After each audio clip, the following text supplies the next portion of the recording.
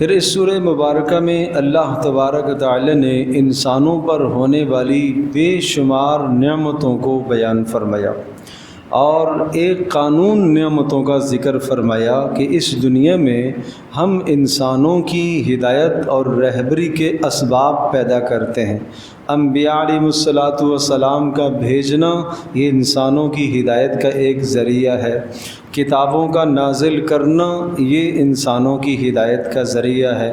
پیارے پیغمبر صلی اللہ تعالیٰ علیہ وسلم آخری رسول، آپ کے بعد کسی رسول نے نہیں آنا، آپ کی کتاب کے بعد کوئی اور کتاب نہیں۔ اب واعظین کا وعظ لوگوں کی ہدایت کا ذریعہ ہے۔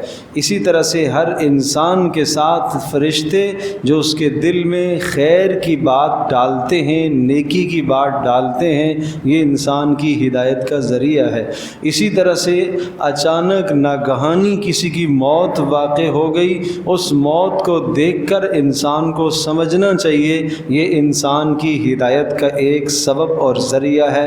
غرض یہ کہ انسانوں کی ہدایت اور رہنمائی کے مختلف اسباب اللہ نے پیدا فرمائے۔ کہا جب انسان ہدایت کے ان اسباب سے سبق نہیں حاصل کرتا، راہ راست پر نہیں آتا، فَأَخَذْنَاهُمْ بِالْبَأْسَاءِ وَالضَّرَّاءِ، پھر ہم تنگی اور مشکل میں اس کو مبتلا کر دیتے ہیں۔ جسمانی بیماریاں آ جاتی ہیں، فقر و فاقے کا شکار ہو جاتا ہے، اور کئی قسم کی آزمائشوں میں یہ مبتلا کر دیا جاتا ہے۔ اور ایک جگہ پر یوں ارشاد فرمایا، قُلْ هُوَ الْقَادِرُ عَلَىٰ أَن يَبْعَثَ عَلَيْكُمْ عَذَابًا مِّن فَوْقِكُمْ أَوْ مِن تَحْتِ أَرْجُلِكُمْ أَوْ يَلْبِسَكُمْ شِيَعًا وَيُذِيقَ بَعْضَكُمْ بَأْسَ بَعْضٍ۔ تو ایک طریقہ تو یہ ہے کہ اللہ تبارک و تعالیٰ جب انسان ہدایت پر نہیں آتا تو کیا کرتا ہے؟ مشقتوں میں، تنگیوں میں مبتلا کرتا ہے۔ کیوں؟ لعلہم یتضرعون، تاکہ اللہ کی طرف لوٹ کر آ جائے۔ اس کی رسی کو اللہ کھینچتا ہے تاکہ یہ واپس آ جائے، لیکن جب یہ مصائب اور پریشانیوں میں یہ واپس اللہ کی طرف نہیں پلٹتا اور دور ہوتا چلا جاتا ہے، فرمایا فلولا اذ جاءہم بأسنا تضرعوا، اسے رجوع کرنا چاہیے تھا، اسے سمجھنا چاہیے تھا کہ یہ مصیبت اللہ کی طرف سے امتحان ہے، لیکن اس کا دل اور سخت ہونا شروع ہو جاتا ہے۔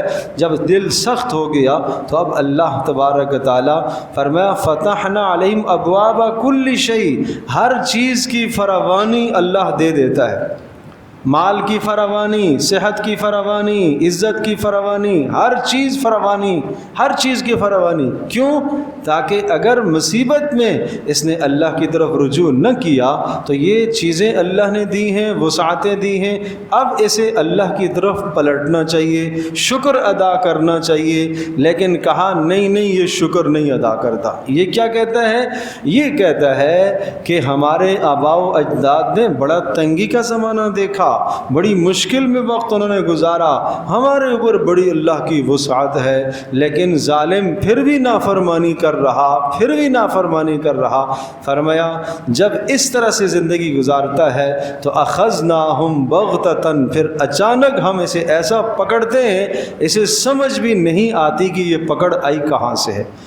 تو اس لیے اس دنیا میں مصائب کا آنا وہ بھی آزمائش ہے، وسعتوں کا ہونا وہ بھی آزمائش ہے۔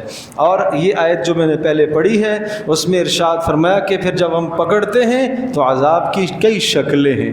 عذاب اوپر سے آسمانوں سے عذاب برسے، کیسے؟ نا وقت بارشیں ہوں یا ہوں حد سے زیادہ ہوں، یا قحط سالی ہو، یا آپس کے اختلافات، آپس کے لڑائی جھگڑے۔ قل هو القادر، فرمایا وہ اللہ قدرت رکھتا ہے، تمہیں آپس میں خلط ملط کر دے گا، تمہیں آپس میں گتھم گتھا کر دے گا، اور تم ایک دوسرے کی عزتوں کو نوچنے لگ جاؤ گے اور ایک دوسروں کی جانوں کے در پہ ہو جاؤ گے۔ یہ کیا ہے؟ یہ اللہ کی عذاب کی شکلیں ہیں۔ اور اسی طرح سے اوپر سے عذاب آئے گا، یہاں آیت میں ہے اوپر سے عذاب، نیچے سے عذاب۔ عبداللہ ابن عباس فرماتے ہیں اوپر سے عذاب اللہ ظالم حکمران مسلط کرے گا، نیچے سے عذاب، اللہ ماتحتوں کو خائن کر دے گا۔ جو آپ کے ماتحت کام کرنے والے ہیں وہ آپ سے خیانت کریں گے، وہ آپ کے مخلص نہیں ہیں، وہ آپ کو ہمیشہ ڈھسنے کی کوشش کریں گے، ہمیشہ نقصان دینے کی کوشش کریں گے۔ یہ اللہ کے عذاب کی شکل ہے، تو اللہ کی طرف رجوع کرنا چاہیے۔ تو میں عرض کر رہا تھا کہ سورۃ الانعام میں اللہ پاک کی نعمتیں ہیں، اور نعمتوں کا ایک اصول جو میں نے آپ کے سامنے ذکر کیا